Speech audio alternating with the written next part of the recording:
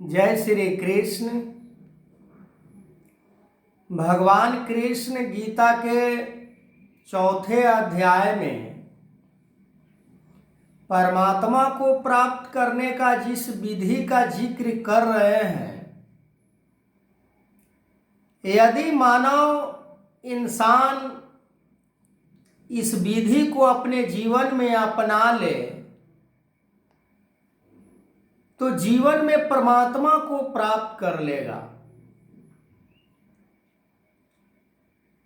परमात्मा को प्राप्त करने के लिए सांसारिक विषयों से अपने आप को अलग करना होता है।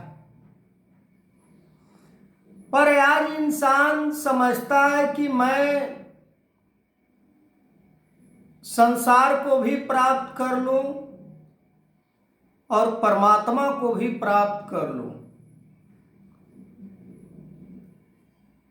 पर ये परमात्मा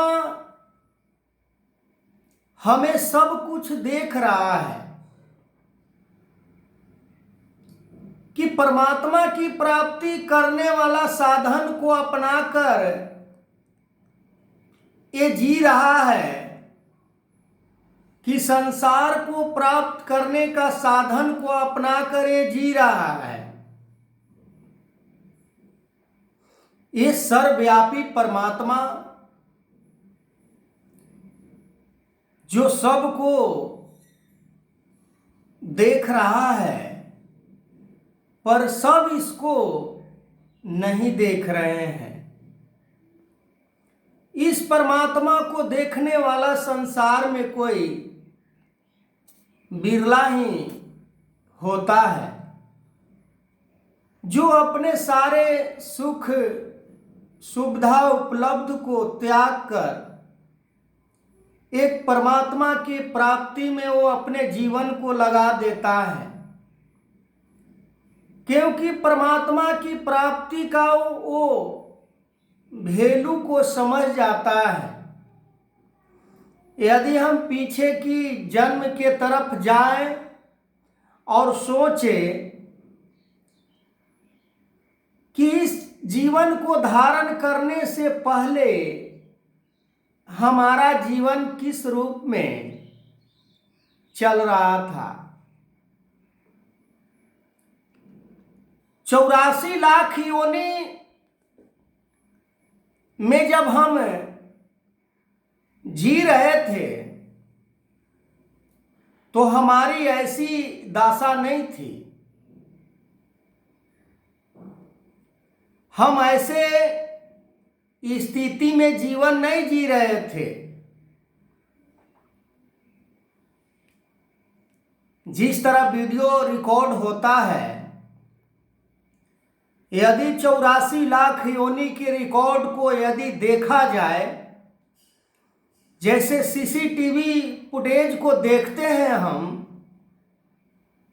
कर्मबद्ध करके कि इस कैमरे के आगे कौन आया कौन गया, कौन आ रहा है क्या कर रहा है, ठीक उसी प्रकार हम अपने जीवन के 84 लाख योनि को यदि ज्ञान के द्वारा सीसीटीवी फुटेज के जैसे हम कर्म को यदि पाना को उलटते हैं तो वहां हमें दिखाई देता है कि उस योनि से तो बड़े बेहतर हम अभी जी रहे हैं। और कहा भी गया है कि 84 लाख योनि में श्रेष्ठ केवल मनुष्य है। जब मनुष्य 84 लाख योनि में श्रेष्ठ है तो परमात्मा को प्राप्त करने के उपरांत ही श्रेष्ठ हो सकता है। पर हम मन के अंदर यदि मान्यता को कायम करके रखे कि परमात्मा को प्राप्त नहीं करके इस योनि में, मानव योनि में हम संसार के उपलब्धि को प्राप्त करें, जितना हो सके धन वैभव को इकट्ठा करें, तो फिर कैसे हम 84 लाख योनि में श्रेष्ठ हैं? क्योंकि उस योनि में पावर नहीं दी गई है परमात्मा की प्राप्त करने का। यदि कुत्ते से पूछा जाए क्या परमात्मा को प्राप्त कर सकते हो, वो कोई जवाब नहीं देगा। यदि गाय, भैंस, गधे, सुअर, बकरी, पक्षियों की तरफ जाएं, बहुत विशाल विशाल भुजा वाले जलचर की तरफ जाएं, जो पानी के अंदर ना जाने कितने लाख जीव रहते हैं, पर वो सोच भी नहीं सकते हैं कि हम भी परमात्मा को प्राप्त करें। पर मनुष्य को ये अधिकार दिया गया है परमात्मा के तरफ से कि तुम हमें प्राप्त कर सकते हो। पर हम कर क्या रहे हैं? क्या परमात्मा को इसी तरह प्राप्त किया जा सकता है? आज नफरत इतना समाज में बढ़ चुका है कि सांस लेना भी आज बड़ा दुश्वार है। आज दूरियां इतनी बढ़ चुकी है इंसान के अंदर, मन के अंदर घिनना,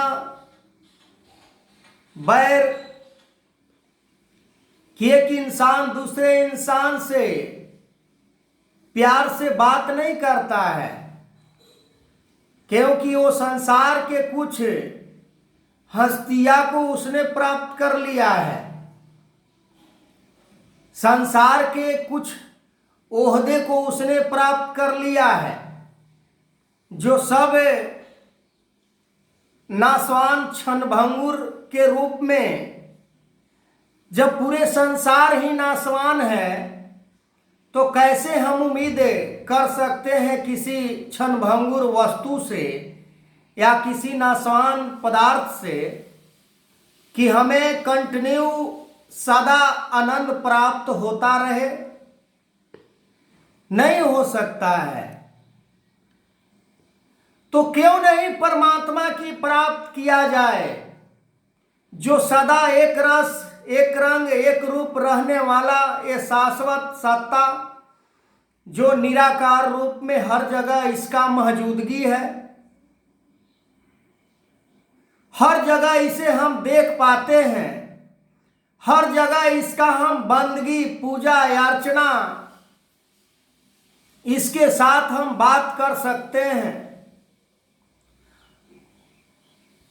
हर स्थिति में हम इसके साथ एकमिक होकर अपने इस जीवन को, यात्रा को तय करें। और जीवन में क्या चाहिए? जीवन जीने के लिए क्या क्या चीज की आवश्यकता है?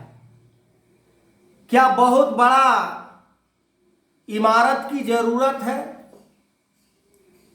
क्या बहुत दुनिया के धन दौलत की जरूरत है? अरे भाई, ये सभी परमात्मा को प्राप्ति में बाधा हैं और हम इन्हीं चीजों के ऊपर अपना फोकस करते हैं,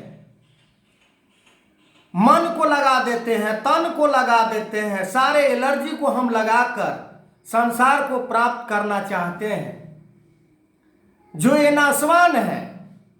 हम क्यों नहीं ऐसे चीज को प्राप्त कर ले जो न कभी मरता है, न जन्म लेता है, न आता है, न जाता है? पर ये परमात्मा को प्राप्त करने में जो इन्वेस्टमेंट लगता है, जो एनर्जी लगता है, ये सब परमात्मा की ही दी हुई है वस्तु। तेरा वस्तु तुझको सौंपूं, क्या लागत है मेरा। और फर्स्ट लाइन कहते हैं कि मेरा मुझ में कुछ नहीं, बस केवल कहने मात्र को है कि मेरा मुझ में कुछ नहीं, पर हम दूसरे के ऊपर भी अधिकार जताते हैं कि ये भी मेरा हो जाए, उसके वाला भी मेरा हो जाए, और वो ऐसे बस रोते रहे, बिलखते रहे, तड़पता रहे। ये ज्ञान नहीं है। ज्ञान यानी विज्ञान, ज्ञान और विज्ञान, जब ज्ञान को प्राप्त करके हमारे जीवन में विज्ञान आ जाता है तो ये परमात्मा को हर जगह हम देखना शुरू कर देते हैं। ये परमात्मा को प्राप्त करने में फिर देर नहीं लगता, क्योंकि ये हमारे पास है। पर परमात्मा आज किसी को पसंद नहीं है। दुनिया के धन दौलत पसंद है, रुपये पैसे पसंद है, मान प्रतिष्ठा पसंद है, इज्जत यश पसंद है। परमात्मा को प्राप्त करने में इन चीजों की जरूरत नहीं है। सब कुछ परमात्मा को समर्पण करना पड़ता है परमात्मा को प्राप्त करने के लिए। कान खोलकर सुन लीजिए, किसी हैसियत की जरूरत नहीं है परमात्मा को प्राप्त करने के लिए। उजले उजले लिबास की जरूरत नहीं है परमात्मा को प्राप्त करने के लिए। बहुत हैंडसम बनने की जरूरत नहीं है परमात्मा को प्राप्त करने के लिए। आगे मैं इस वीडियो को कंटिन्यू करूंगा, तब तक के लिए जय श्री।